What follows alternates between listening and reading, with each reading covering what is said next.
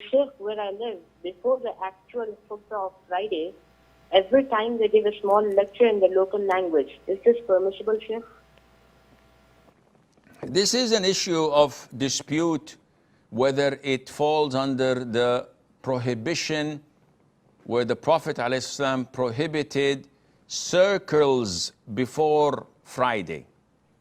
And this is not a circle, it is the Imam himself giving a summary or a reminder or a dars before the Friday khutbah, simply because usually in your country, and I've noticed this, they have the khutbah in Arabic, which not a single soul understand.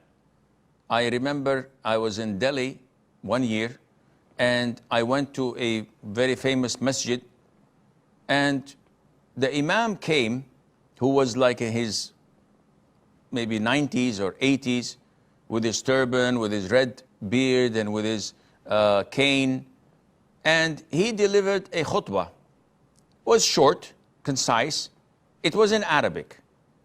Being an Arab, a native, I could not understand a single word.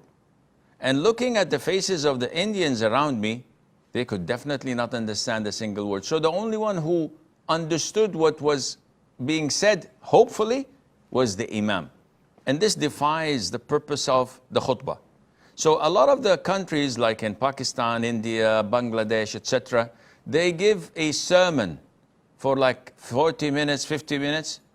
And then when the Imam is over, he comes to the pulpit again and he says, Assalamu alaikum wa rahmatullahi wa barakatuh. And he sits and the muadhin gives the adhan. Then he stands and gives two khutbahs, two speeches or orations. This is what is part of the Jum'ah. What was before that was a voluntary thing. Is it permissible or not? It's an issue of dispute. Inshallah, it is valid when they don't speak the language and they need to explain to the people so that they would benefit from it. However, I personally and strongly feel that in such countries, the khutbah has to be in their native language.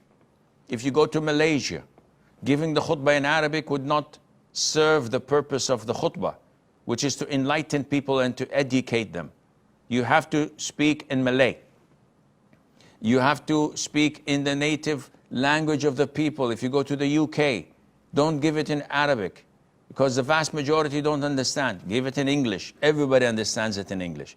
And include in your khutbah a verse from the Quran in Arabic, one hadith in Arabic, Ashhadu an la ilaha illallah wahdahu la sharika lah wa ashhadu anna Muhammadan abduhu wa rasuluh, and the pillars have been fulfilled and the goal has been achieved, and Allah knows best.